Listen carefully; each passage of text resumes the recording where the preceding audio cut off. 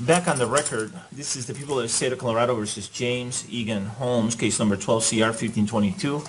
The records reflect that Mr. Holmes is present with his attorneys and the prosecutors are present as well.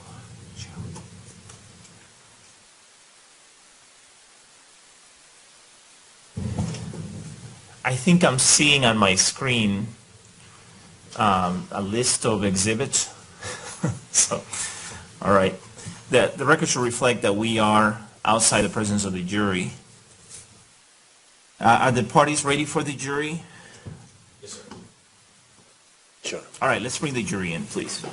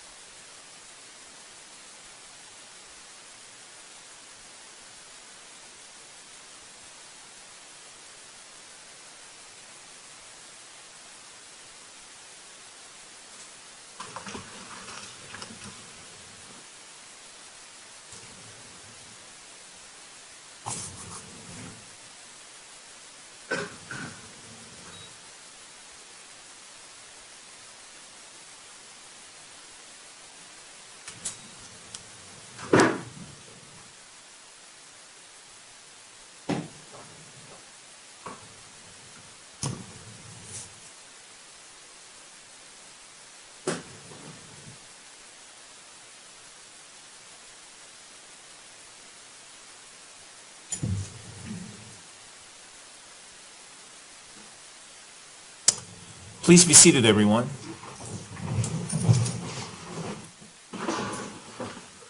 The record should reflect that the jury is back in the courtroom again. Welcome back, folks. Right before the break, the defense rests, and so let me inquire at this time to see if the prosecution wishes to present any rebuttal evidence.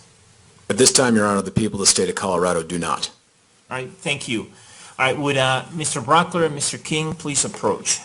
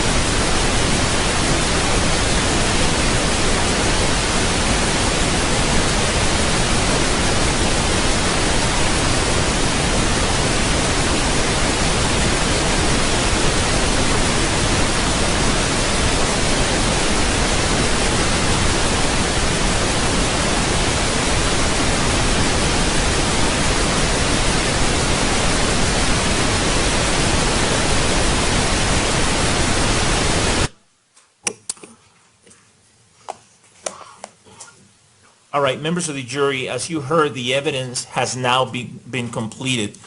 Let me talk to you about to expect from here on out. The next step in the proceedings, as you know, is the jury instructions. And I've mentioned this to you before. The jury instructions contain the law that applies in this case, the law that you are to apply to the facts as you find them. I give you that law. I give you the instructions. We've done a lot of work already on the instructions and have made a lot of progress, but we still need to do more work on them. And then once they're finalized, I need to make copies for each of you. And that's a lot of copies because there are a lot of you. And so these are things that take time. So what we're going to do is adjourn for the day. The lawyers and I will still have some work to do. But I'm going to give you the rest of the day off, which I'm sure you can use to catch up on things that you have perhaps neglected as a result of being here for the past few months. And then we're going to take Monday off because the last thing I want to do is have you waiting for us on Monday. What we're going to do is when you come in on Tuesday, the instructions will be final and copied already and ready to just be distributed to you.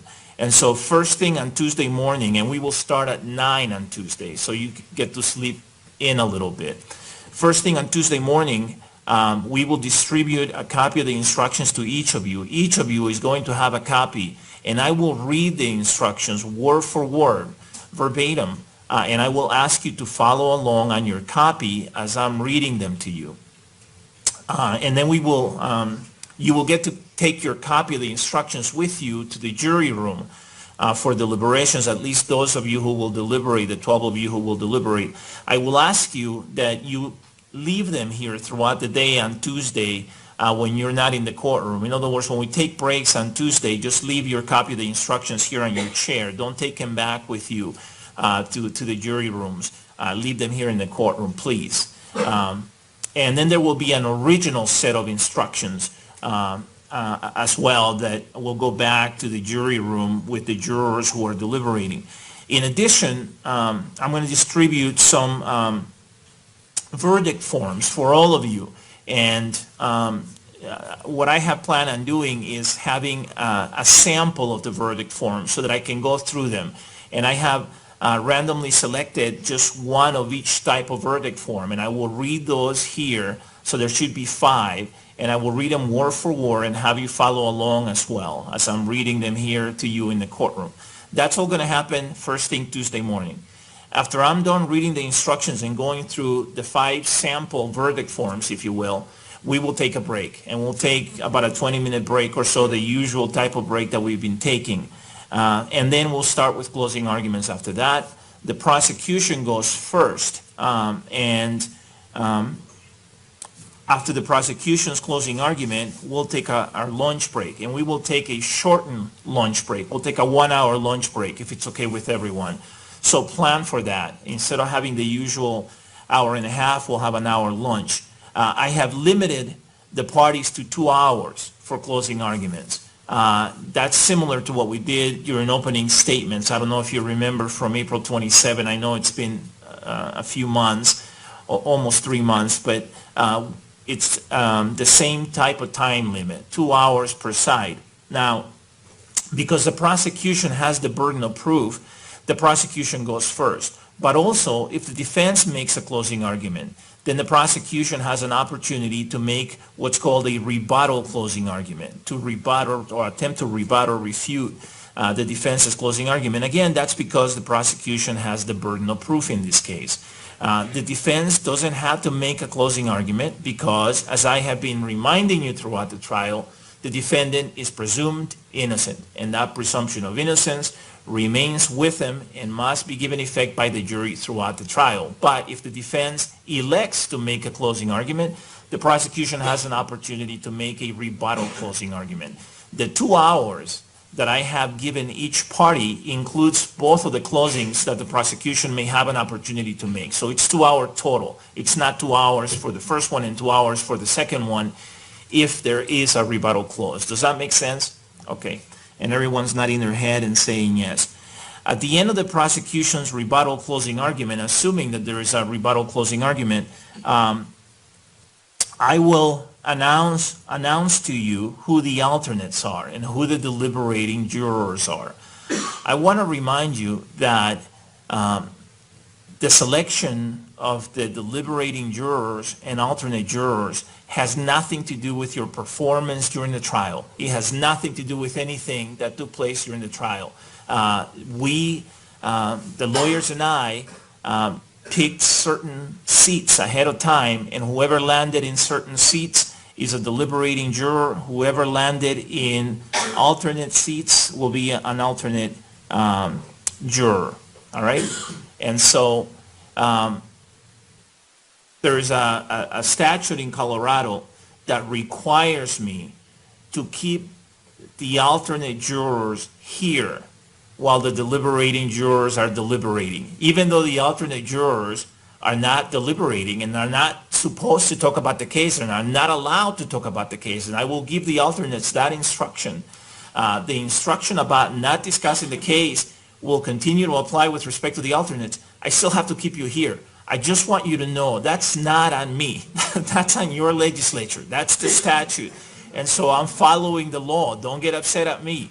It doesn't make a whole lot of sense to me either, but I have to enforce the law, not make up the law. So the alternates are going to be kept here. Now, it's important that the alternates have no communication about the case with the deliberating jurors.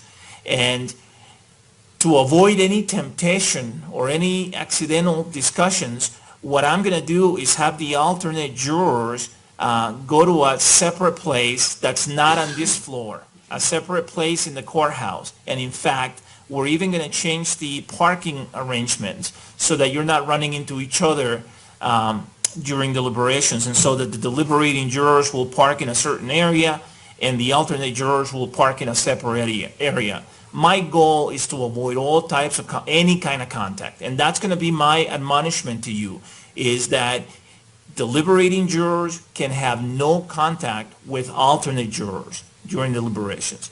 And so, because you may be an alternate juror, just plan ahead after Tuesday in terms of coming back and just, bringing a book or something that you can keep busy with. I have tried my best to give the alternates a room that has a lot of space so that you're not all crammed in there, but there will be 7 of you. And so that's how we'll proceed. In terms of deliberations, there is no limit on deliberations. Given the plan in terms of the schedule for Tuesday, my best estimate is that it will be close to 5 by the time we're done, maybe 4, between 4 and 5. And it just depends. We can't always predict things, but it should be between 4 and 5 by the time we're done. But just in case, please try to be as flexible as you can on Tuesday so that if we need to stay late, that you can do that. I will try to get you out of here before 5, but we may go after 5. Once I announce who the deliberating jurors are and who the alternate jurors are, depending on the time of day, I'm probably going to simply adjourn for the day, have you go home and come back fresh the next day. And if you're a deliberating juror, we will give you instructions as to where you're going to show up. And if you're an alternate juror, we will give you instructions as to where you're going to go the next day. But you all have to be here when the deliberating jurors are deliberating. Even though you're going to be kept separate. So in terms of how long deliberations last, that's entirely up to the deliberating jurors. There are no time limits. In terms of scheduling, I leave that up to the deliberating jurors as well. And so the deliberating jurors can decide within reason. I can't have someone tell me, well, we're going to get here at 4:30 because the courthouse is not open at 4:30. So within reason. So for example, if you want to get here at 8 or at 9 or 9:30, whatever it may be, as long as deliberating jurors are all in agreement with it, I'm okay with it. And then in terms of the end of the day, the courthouse closes at 5:30 usually, and you come back the next day, and then the next day, and whatever the deliberating jurors decide. So you generally set your own schedule as to when you get here and when you leave if you're a deliberating juror, as long as the whole group agrees with it. And as long as you let us know and we can accommodate you. Let me see if there's anything else on my list that I needed to tell you about.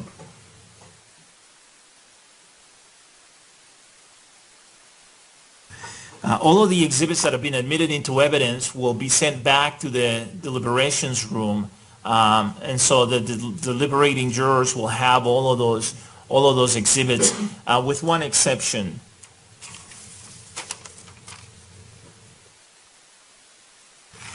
One of you submitted a question about lunch during deliberations. That's a good question. Usually during deliberations, we have lunch brought to you for the deliberating jurors. Now, we're going to do the same thing for the alternate jurors, just to be fair. But remember, the alternates cannot have any conversations about the case. Only the deliberating jurors can. And you'll hear one of my instructions that I will give you on Tuesday says that you can only deliberate, in terms of the deliberating jurors, you can only deliberate when you're in the jury room and when you're all present, all 12 of you present. So if one of you steps out for whatever reason, you have to stop deliberations. Or if all 12 of you are together but you're not in the jury room, in the deliberations room, you can't deliberate. You can only deliberate if you're all together, all 12, and if you're in the jury room. Okay? But the rest of you, those of you who are alternates, you cannot talk about the case. Talk about other things. And like I said, bring a book, bring a puzzle. We'll try to have some snacks for you to help you get through the day. But it's not my doing. I'm required by law to do it this way. The final thing is, those of you deliberating will need to work with us in terms of schedule, because keep in mind that the alternates have to be here as well when the deliberating jurors are here. And so we have to coordinate everyone's schedule that way. And so we'll work with you, but I ask that you work with us. The last thing is that we need about a 3-hour notice upon the jury reaching its verdicts, because I need to give the parties and the lawyers enough time to get here for the announcement of the verdict. So upon the jury reaching any verdict, just understand that there will be a 3-hour gap before I can bring you in the courtroom and before I can read the verdicts, to give everyone an opportunity to get here. All right? Did everybody understand all that?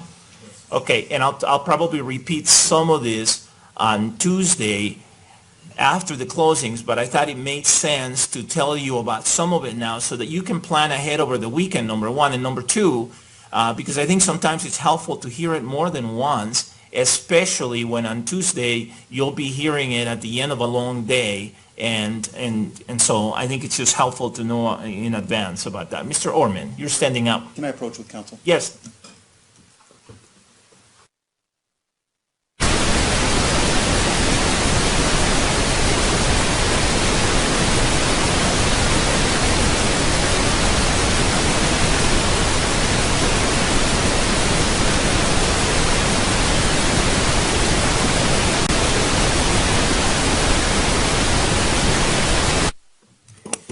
I was telling you about the evidence, and I said that anything that has been admitted into evidence will go back to the jury room for deliberations, and so it'll go back to the room where the deliberating jurors are, with one exception, and I forgot to tell you the exception. The exception is and this is a policy that applies to all cases here. It's not just a policy that applies in this case. Any live ammunition will not go back to the jury room. The firearms that have been admitted into evidence will go back to the jury room. If the deliberating jurors wish to have or to see the live ammunition, they can send out a note, the foreperson can send out a note and ask for that. And what we would do in that case is take back the firearms and give you the live ammunition. So there's a policy that prevents any jury from having both at the same time during deliberations. You can't have firearms and live ammunition at the same time. That's a policy for all cases in this courthouse. So that was the one exception that I wanted to tell you. And by the way, on Tuesday, you'll see that one of the instructions I'm going to give you addresses whether you have, if you happen to have a question, how you communicate that to me. So when I mentioned just now that if you wanted to see the live ammunition, the foreperson could send out a note. There's an instruction that you'll see in the jury instructions on Tuesday that addresses how you go about letting me know that you have a question or something along those lines, okay? All right. Was there anything else on behalf of the people or anything else on behalf of the defense? No? Okay. All right, folks. So it's 11:30 on Friday, and so you've got more than half the day to yourselves. Enjoy the rest of the day. Get some rest this weekend. Get some rest on Monday, and then I'll see you here. Please get here on time on Tuesday so we can start on time. Since we're starting at 9, why don't you plan to get here maybe no later than 8:40, just to be safe, if that's okay with everyone. Plan to be here at 8:40, and then we'll start, okay? All right, thank you, folks. Hold on a second. Oh, yeah, thank you. Have a seat, please. You almost got away. And the problem is I have astute staff, and they reminded me that I told you that I was going to give you the admonishments, and so I'm going to give you the admonishments. But this time, you can't be mad at me. You have to be mad at Miss Robinson. So it's nice to not be the one that you might be upset at. Okay. So, all right, folks, we selected a jury on April 14. Closing arguments are now scheduled for July 14, exactly 3 months later. This has been a long process, and as you know, we started selecting a jury in January 20th. And so you've been complying with all my admonishments, and it is important that you continue to comply with all the admonishments. Every single one of these admonishments is extremely important. And I've mentioned to you before how critical it is that you don't take an attitude of, who cares if I just violate one of these one time, or nobody's going to find out. It is problematic to have an attitude like that. And so I ask that you please continue to abide by all these admonishments, because it could create great problems if you don't. The evidence has now been completed, and it may be tempting to want to start deliberating. You have to resist that temptation. It is improper to start deliberating until I tell you that you can start deliberating, and that won't be until the end of the day on Tuesday. And on Tuesday, I'll tell you that you can only deliberate when you're all together, if you're one of the 12 who's deliberating, and if you're in the jury room and all 12 of you are present. So you have to resist the temptation to deliberate even after that in your own head on your own. The whole point is you have to deliberate together, and it has to be only when you're in the jury room. Only the 12 deliberating jurors are in the jury room. But certainly for all of you, it's improper to start deliberating even internally in your own mind about the case during the weekend or during this time that we're going to take off, these next few days. So my admonishments continue to apply. Number one, please do not discuss any aspect of the case with each other through any means. You're free to talk to each other and be friendly with each other, but not about the case or about anything related to these proceedings or anything related to your juror service. Number two, in addition to not being able to talk to each other about the case, you may not communicate about the case with anyone else through any means. That includes your spouse or significant other, that includes your friends, that includes your co-workers, that includes your acquaintances, that includes strangers, everyone. All you can tell people is that you're on a jury in a trial in Arapahoe County in Division 201, and that we anticipate that the proceedings will be over in no later than August. You may not have any contact or communication with any jurors who have been dismissed. We've gone over this one before, and there have been a handful of jurors who have been dismissed. You can have no contact at all with any of them. There's a juror who's been here watching after she was dismissed, and that has been with my approval.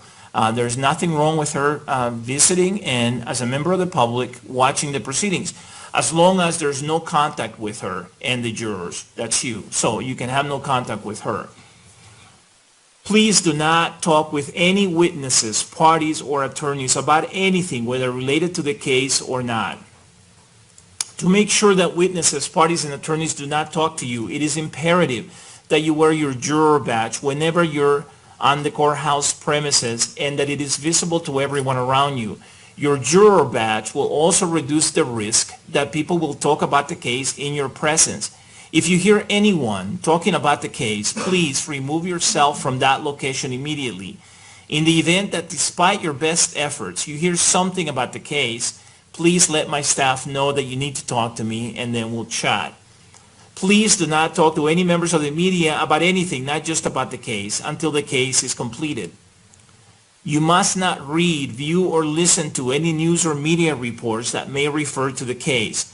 Because there's media coverage of the trial, please be particularly vigilant while listening to the radio, watching TV, reading the newspaper, and using the internet or any other electronic device. I've mentioned this before. The best thing to do is just avoid news channels, avoid news programs to the best of your ability. Perhaps turn the TV off when you know news are going to come on, or be ready to change the channel. Same thing if you're in your car and news come on. Just change the channel quickly, change the station quickly. If you're on the internet, I have not prohibited you from being on the internet, but if a story happens to come up or come on while you're viewing something else, just exit the screen immediately. Don't read anything about the case. Same thing with the newspaper. If you see that there's a story about the case, quickly turn the page. And perhaps the best thing is avoid the newspaper. Then you have no issues there.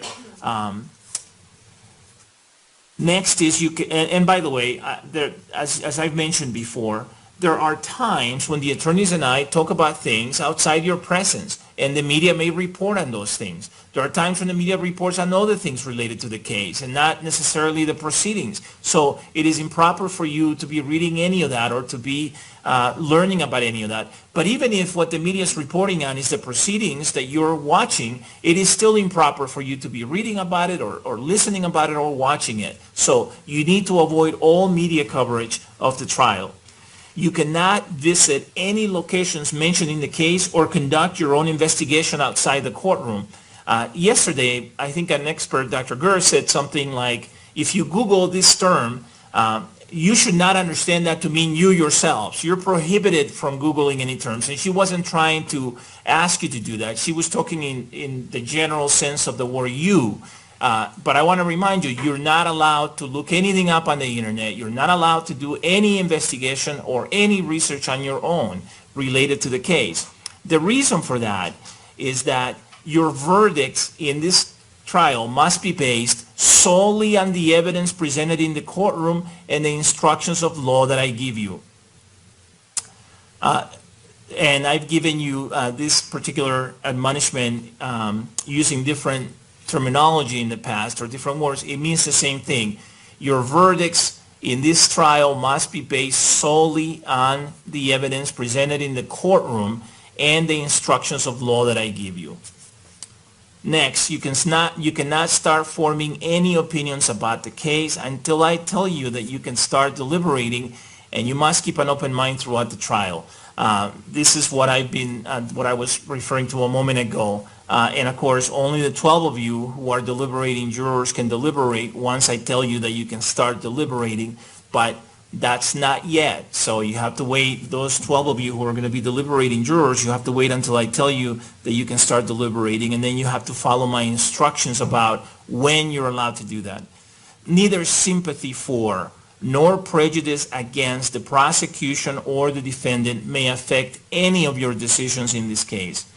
And finally, remember, folks, that the attorneys have a job to do. They're required to make objections. Please do not hold it against them when they make objections. They're doing their job. Similarly, please keep in mind that I'm neutral in these proceedings. I'm doing my best to apply the rules of evidence and other applicable rules of law. You should not infer from any of my rulings or from anything that I say at any time that I'm for one side or the other. That would be an improper and inaccurate inference for you to draw. Again, I'm just doing my best to apply the rules of evidence and other applicable rules of law. These are all extremely important, each and every one of them, and each and every one of them is mandatory. So be careful out there and make sure that you follow each and every one of these, okay? All right, does everyone understand the admonishments? Yes, okay, everybody's saying yes and nodding their head yes.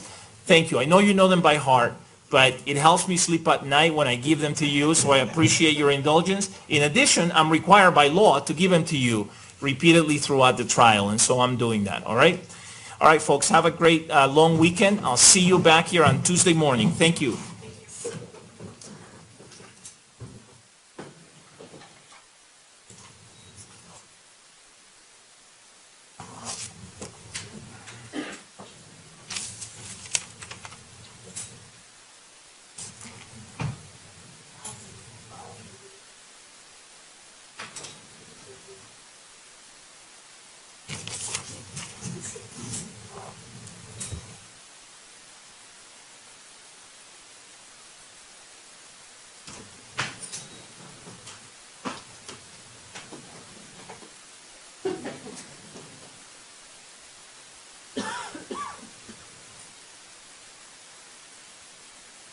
Please be seated, everyone. The record should reflect that the jury has exited the courtroom.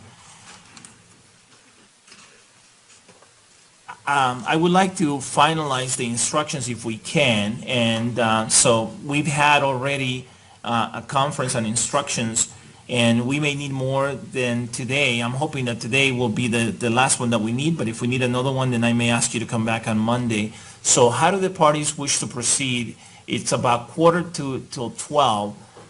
Do you folks want to take a lunch break and then come back, or do you want to just work, continue to work and get through them?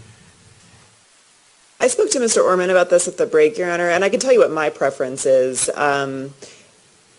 I would prefer to just take a break now and then come back. I'm also happy to start working on the instructions now, then take a break and then come back. I would like a break at some point, and I explained to Mr. Orman I was anticipating submitting a theory of defense instruction at the close of all of the evidence after the prosecution's rebuttal, and obviously didn't learn until late yesterday that they weren't presenting a rebuttal case. And so I haven't had an opportunity to put the finishing touches on that theory of defense instruction, but I think I could probably do that as well as get all of the other instructions we intend to submit to the court together if I have a lunch break at some point in order to get that together. Okay, how many instructions are you tendering, do you know? I think 4. 4? Okay. Mr. Orman? Your Honor, it's 6 and 1/2 dozen to me, because I agree counsel should have some time to get that instruction together and finalize their proposed instructions. If we take a lunch break now and we take an hour and a half and then come back at quarter after 1, we could do that, or if we could go 15 minutes, half hour, whatever, and then take an hour and a half. I don't know that, I think it'll probably be more efficient just to break now and then come back and try to knock it through. That would be my preference as well. So, Ms. Nelson, does it give you enough time if we come back at 1:15? I think so, Judge. Okay, then let's do that. Let's plan to take a lunch break and then come back at quarter after 1. Ms. Higgs? Your Honor, I just have one thing that I'd like to let the court and obviously the prosecution know. Should this matter go to sentencing, we have struggled to organize our sentencing witnesses because we don't know exactly what the schedule is, and we had anticipated the case going a bit longer than it has, and really had sort of thought it would be in August, and it turns out that we have 6 witnesses that are not available the last 2 weeks of July, would have been available in August, and are available next Thursday. I recognize that we have no idea if we would get to penalty or start penalty by that point in time, but if we cannot have them testify in some manner, we will not be able to present that evidence. So based on Mr. Holmes' right to a fair and reliable sentencing hearing, his right to present a defense, his right to due process under both United States and Colorado constitutions, I'd ask the court and the prosecution perhaps to entertain an alternative, just due to the dynamic nature of this case, the length of this case, and just all the unknowns. I don't know if it's possible to present them have the defense question them, the prosecution cross-examine them, have that videotaped so that it's then therefore available to play for the jury should we get to penalty. That would be the option that I would suggest. These people are going to be basically my understanding is out of the country, a couple of them, on pre-planned matters. And some of them, it's due to work or research or other things that they're doing that's kind of the only time in the between now and the beginning of August that would be available. So I wanted to let the court know that. Perhaps the prosecution can think about it and we can finish discussing it at a later date. Well, when are they available? You said they're available in August, but not in July? Correct. Some of them would be, my understanding is would be available, in the beginning of August, but I think that, Well, if you're, or next Thursday. They would be available next Friday, but we're not in session next right. Friday.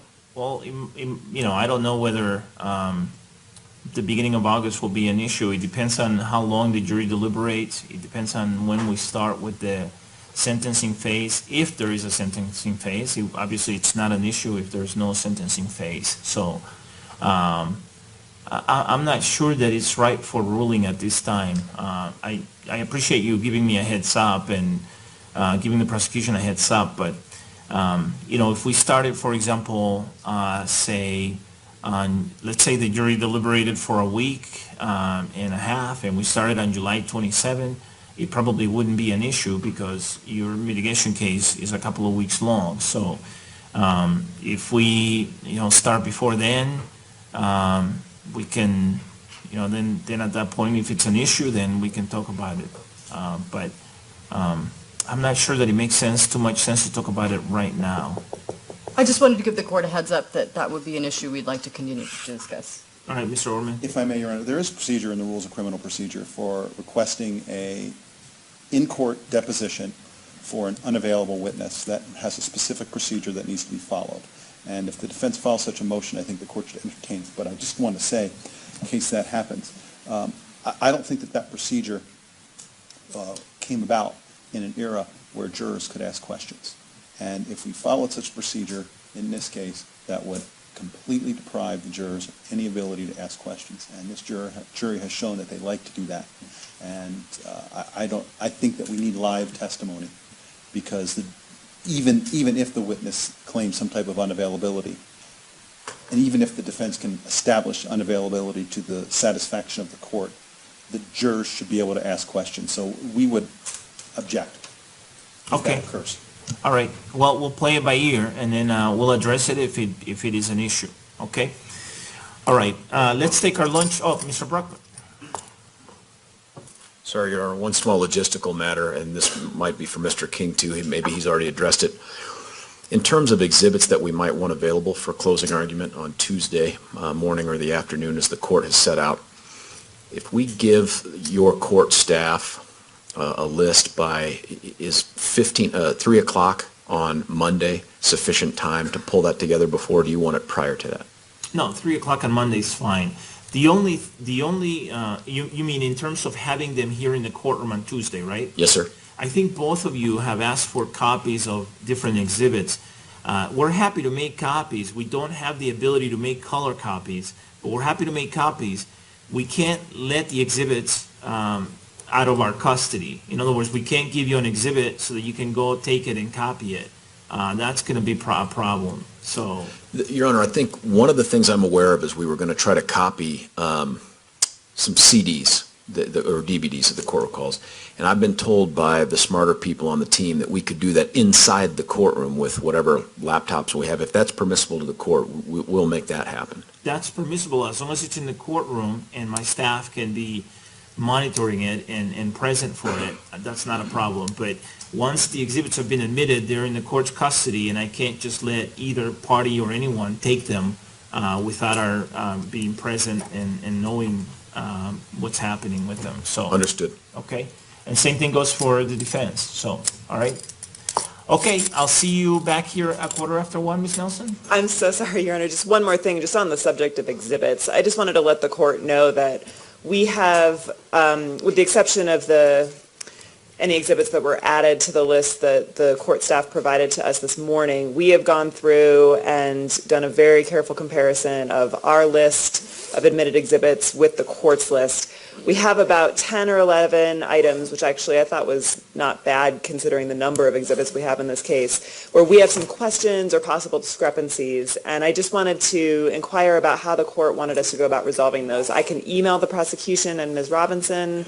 We can do it in open court. It might be a little bit tedious to do that. I don't think we need to do it in open court. What I'd like to do is have you confer with the prosecution and then with my staff, and then try to figure out why the discrepancies are there. Do the people have any discrepancies? No? No. All right.